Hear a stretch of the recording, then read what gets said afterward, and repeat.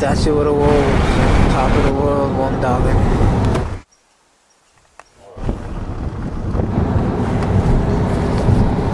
Driving here north of Tok towards Delta Junction, mid-August, coming up through Northway, the Canadian border, some of the hills, gold leaves on the aspen trees and the spruce and the mixed taiga tundra with the mountains in the distance, the Alaskan range, touched with snow.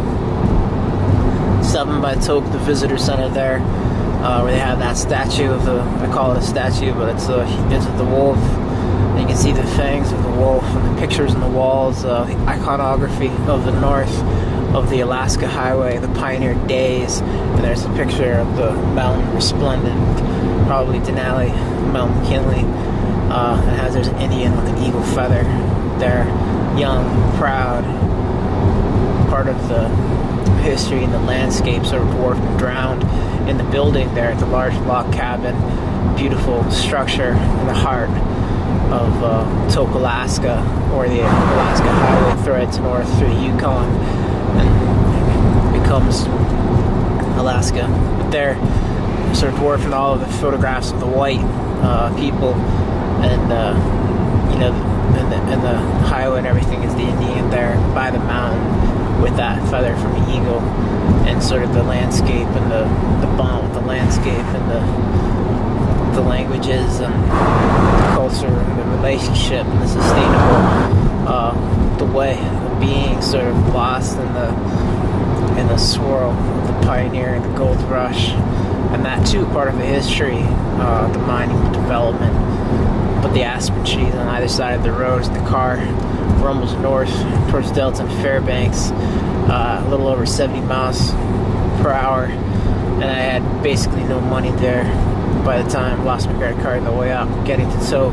Thought I had money the day before and I used it to get here, but the last $5 in Tok there to grab some food from the gas station last night, and a workout this morning by the school playground.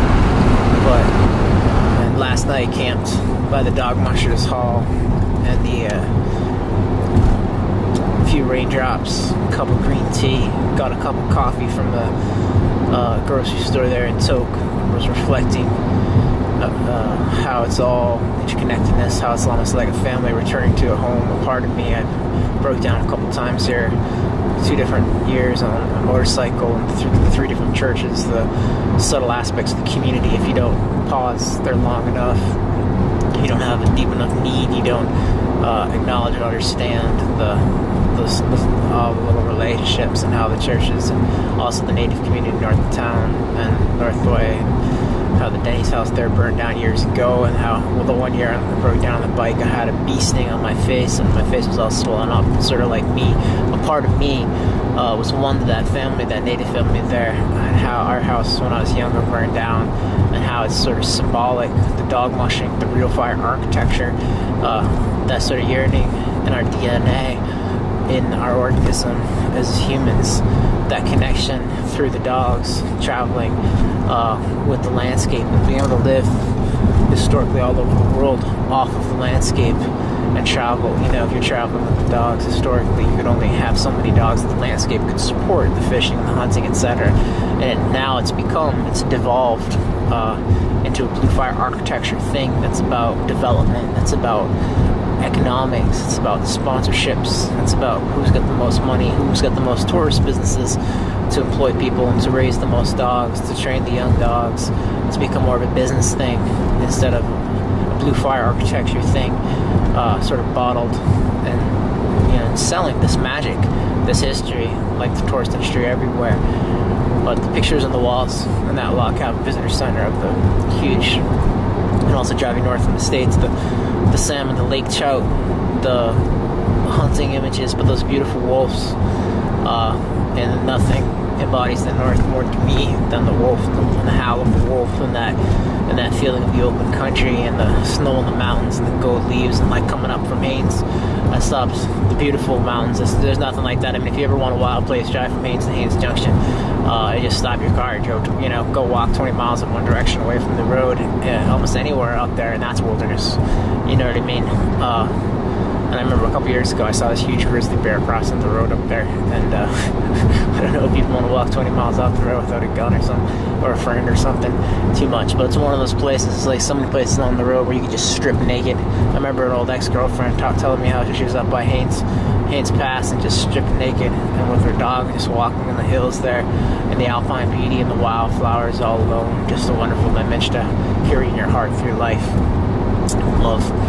But here back in Tok there, in Haynes Junction, driving north too, I stopped and I pitched my tent, and I was trying to find somewhere, on the side of the road coming into Haynes Junction, middle of the night, and it's just that sense of the sagebrush. It's just like you're in a perfumed room, and purple fireweed everywhere, and we're still in sort of that ache and yearning and longing of summer as it blends with autumn's first taste, and the fresh snow on the mountains, the first few gold leaves on the hills, and just the beauty of stopping off here and there and swimming in a lake or a pond, and the dog with me. But it makes me think of this one dog class race, and I wrote a post about this on the internet as well. And a couple of these last songs, I sort of hastily do this talking as well as my writing, and some of these songs too, and sort of just jot down the rhymes, loop a beat, record on the Sony Handycam, one take, and upload. You know what I mean? And it's not, I don't think the edge, the violence in the air, not necessarily violence, but the urgency is there in the music, and also the rhythm and the beat. And it makes me think of African American culture, hip hop, and how that, I almost feel like I had to flip on the YouTube and listen to some black artists, because I haven't been doing that. I haven't been listening to any artists really. I listened to a couple songs from Sarah McDougal before I sampled that song and made it, but I really haven't been doing any of that, and I feel like I'm sort of picking up on the threads in the culture here, like the going through Whitehorse, that Robert Service campground, the northern flavor in terms of the music and the words, and also my own personal history, and it's sort of a more of an accurate portrayal of the place, to catch that right rhythm and the beat and that urban culture in terms of riding beats and that kind of thing. I think not just the words, it's almost like I'm a white artist, and a couple of those songs, you can feel that the lack of me riding the beat. It's almost more like poetry versus rapping, though the two are interchangeable to some degree. But I think I'm articulating what I'm saying. But Sarah McDougal, a Whitehorse artist there, and I listen to some of her music, and she's Swedish born, but I think she has, living in the log cabin there, and she's accurately sort of that earthy texture. She's become part of the Whitehorse, and to me, her music and her type of artist, maybe I just I don't know, to me it feels like it really fits well with the culture, sort of the international flavor of Whitehorse, that community there along the river, and it's beautiful. She's a great artist, and I enjoy listening to some of her songs, and I think, she's obviously, she'd go to Toronto or to Ottawa and places, I think, and be successful there too, in the coffee shops or whatever, and also, I was following a girl in Anchorage who is a young, pretty girl, and she's a hip-hop fan of Mac Miller, and she tweeted something about Mac Miller, the rapper, who I don't listen to at all, and I really am not listening to too many rap artists at all anywhere, but she retweeted somehow he was high on weed and forgot his lines, and Brooklyn Hip Hop Festival, and so it just perked my interest because I'm following her. She's a cute girl, so I click on the link and I'm watching the thing, and it's like Talib Kweli, Jay-Z, J. Cole, Mac Miller, blah blah blah, J Electronica, and they're all up there. They spit a verse, it's the stage, it's Brooklyn hip hop, and it's that African American culture and feeling. But and I'm not trying to make it's not a racial thing here, but I'm just acknowledging that hip hop comes, originates from that culture, that area. And it's sort of the voice of the struggle, and you always hear these rap artists always are like, don't go to New York, don't go to this place, do it from where you're from.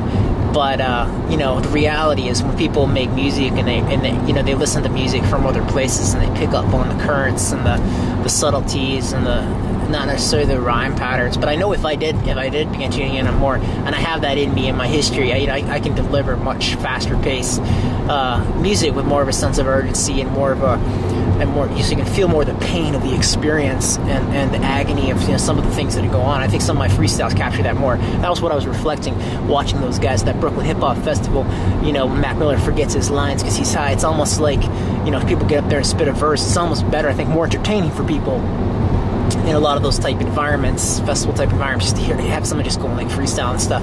But you have to have something that I expect to see. There's so many different factors to try to control security, etc. Those things. So I acknowledge. I'm just reflecting. You take that kind of music, it's sort of a jarringly. It wouldn't really fit here in Tok. But it does. The culture, the young people here, or even in like Fairbanks. I remember years ago the Midnight Sun Festival. You need I don't know, but like Sarah McDougal, she can sing in a coffee shop in Whitehorse. You almost with that kind of other music play well and be heard well in a I don't know, but I'm just trying to touch on the fact what fits in an environment in terms of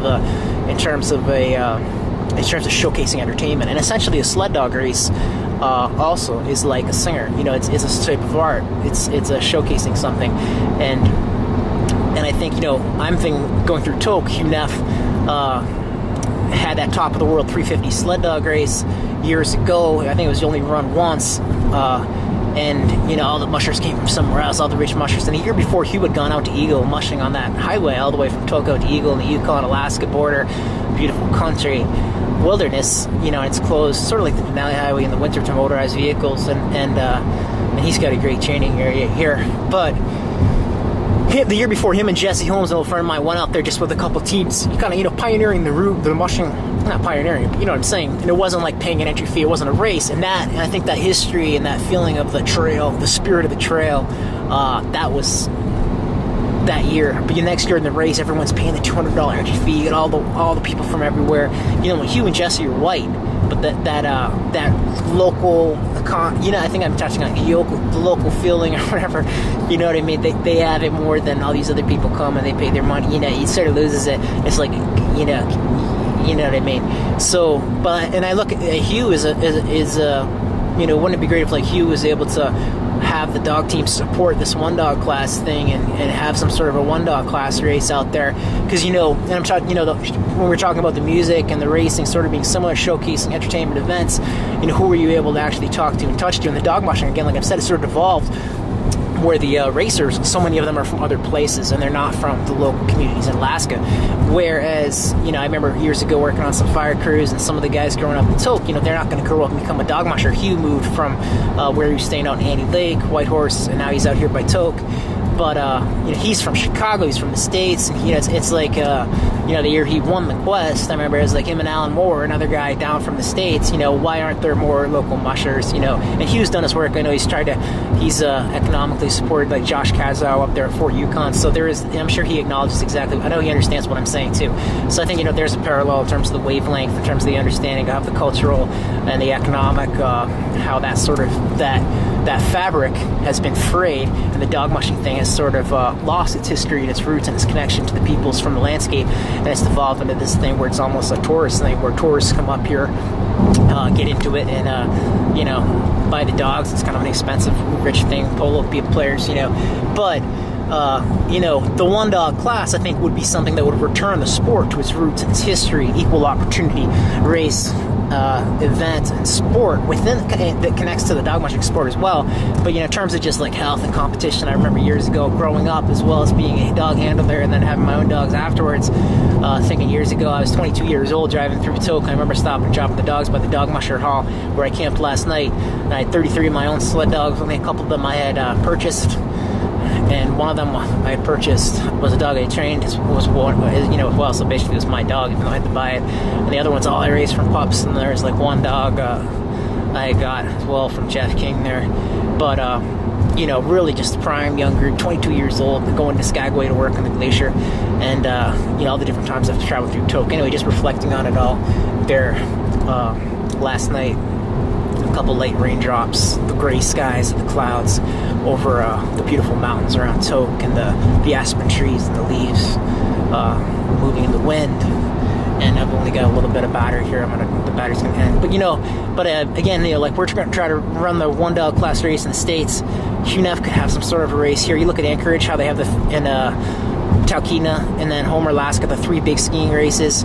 Could we get a couple people down there who live in Kinnick and Willow? I think of Wade Mars, Ryan, Reddington. Could they organize some sort of a one dog type race over Hatcher's Pass? These are the type of things that almost anyone, all the people who work on fire crews, all the people in Alaska can get one dog in terms of health and competition. If you're a handler, if you're anyone, you could go for a 5-mile run in the morning with your dog. You could be this time of year taking your dog loose running on a 20-mile mountain bike on the dirt roads, you know what I mean? Kind of connecting to the health and fitness community with all this stuff. And those 3 big, all the people that go to those ski races, this could appeal to them. There could be a race up on the Denali Highway. There could be the race over Hatcher's Pass. There could be one up here. Just the adventure, you know what I mean, of going out and camping and traveling. And the sled dog teams could maybe support in terms of hauling gear out and also training along the route, keeping the trail open, these one dog racers.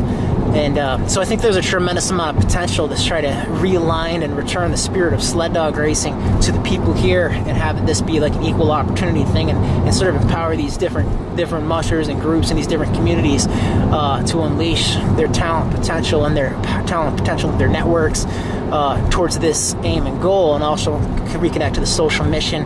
Potentially you've got huge armies of people for volunteering, for rebuilding, etc. down the line in the future. And also you don't want to leave people behind. You look at these communities, things like Miss America type show. But I ran out of battery there, and what I was saying is,